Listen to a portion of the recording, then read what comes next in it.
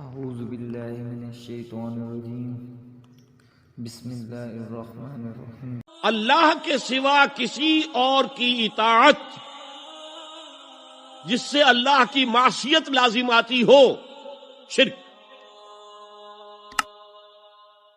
لا طاعت لمخلوق فی معصیت الخالق، مخلوق میں سے کسی کی اطاعت نہیں ہوگی یہ اس معاملے میں جس میں خالق کی معصیت لازم آ رہی ہے۔ ہاں، خالق کے احکام کے اندر اندر والدین کا حکم بھی مانو، اطاعت کرو، اساتذہ کا حکم مانو، کسی اور کو اپنا لیڈر مانا ہے اس کا حکم مانو، لیکن ناٹ بیونڈ وہ جو سرکل ہے کتاب و سنت کا، اس سے باہر نہیں۔ لا طاعت لمخلوق فی معصیت الخالق، یہ آپ الجبرے کے فارمولے کے طور پر اپنے سامنے رکھیے۔ اب اسے اپلائی کیجئے جیسے فارمولوں کے ذریعے سے پھر بڑے بڑے وہ سم جو ہے وہ حل کیے جاتے تھے سوالات۔ صبح کا وقت ہے، آنکھ بھی کھلی ہے، کوئی اذان کی آواز بھی کان میں آئی ہے، آپ کا نفس کہتا ہے ابھی سو جی۔ آپ نے اپنی چادر یا کمبل کو درست کیا اور کروٹ لی اور سو گئے۔ یہ کیا ہے؟ آپ نے کس کا حکم پیچھے پھینکا اور کس کا حکم مانا؟ اللہ کے حکم کو پیچھے پھینک دیا، نفس کے حکم کو آگے رکھا۔ یہ شرک، اس شرک کو جاننے والے بہت کم ہیں۔ مولانا روم نے خوب کہا تھا، نفس ماں ہم کم ترس فرعون نیست لیکن ایراعون نیست۔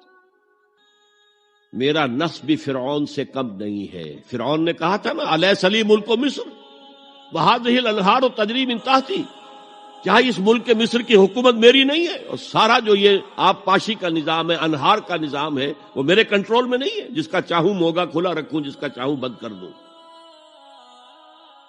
یہ تھا خدائی کا دعویٰ، انا ربکم الاعلی۔ تو مولانا روم کہتے ہیں میرا نفس بھی اس سے کمتر نہیں ہے۔ وہ کہتا یہ جسم میرا ہے، اس پر میرا حکم چلے گا، میں نہیں جانتا کون اللہ کون رسول، کیا حرام کیا حلال۔ تو فرعون سے کم تو نہیں ہے میرا نفس، لیکن ایراعون اس کی بہت مدد تھی، فوج تھی، لاؤ لشکر تھا، تو اس نے زبان سے بھی کہہ دیا کھل کر انا ربکم الاعلی۔ میں مسکین ہوں، غریب ہوں، میرے پاس کوئی طاقت نہیں ہے، میں زبان سے تو کچھ نہیں کہہ سکتا، اندر سے میرا نفس یہی کہتا۔ یہ نفس کی حکومت قرآن کہتا ہے، میں حیران ہوتا ہوں۔ دو جگہ یہ مضمون آیا ہے، ارأیت من اتخذ الہہ ہواہ افانت تکون علیہ وکیلا۔ اے نبی تم نے دیکھا اس شخص کو، اس کے حال پر غور کیا جس نے اپنی خواہش نفس کو اپنا الہ بنا لیا ہے۔ اللہ اکبر، الہ لا الہ الا اللہ، کلمہ توحید کا مرکزی لفظ یہاں آ رہا ہے، من اتخذ الہہ ہواہ، جس نے اپنی خواہش نفس کو اپنا معبود بنا لیا، الہ بنا لیا۔ افانت تکون علیہ وکیلا، کیا آپ ایسے شخص کی کوئی ذمہ داری لے سکتے ہیں؟ سود حرام ہوا کرے جی، حرام ورام، ہمارا دھندا جو ہے وہ آگے بڑھ نہیں سکتا۔ تو اللہ کے حکم کو پیچھے ڈالا، نفس کے تقاضے کو آگے رکھا۔ کون معبود ہے آپ کا؟ نام عبداللہ رکھیے، نام عبد الرحمن رکھیے، ہے عبد النفس، نفس کے بندے، نفس کے غلام۔ یہ میں نے یوں سمجھیے کہ جیسے میں نے ہجرت اور جہاد کی ڈیفینیشنز کی تھی۔ ہجرت کا بیس کیا ہے؟ پوچھا گیا ایو الہجرت افضل ہو یا رسول اللہ، اے اللہ کے رسول بتائیے سب سے اعلیٰ ہجرت کون سی ہے، افضل؟ فرمایا ان تہجر ما کرہ ربک، ہر اس چیز کو چھوڑ دو جو تمہارے رب کو پسند نہیں۔ آج رات ہی سے آپ ہجرت شروع کر سکتے ہیں۔ جائزہ لیجئے کیا کیا چیزیں میری زندگی میں خلاف شریعت ہیں، جو اللہ کو ناپسند ہے، فیصلہ کیجئے کہ آج کے بعد نہیں ہوگی، ہجرت شروع ہو گئی، افضل الہجرہ، سب سے افضل ہجرت شروع ہو گئی۔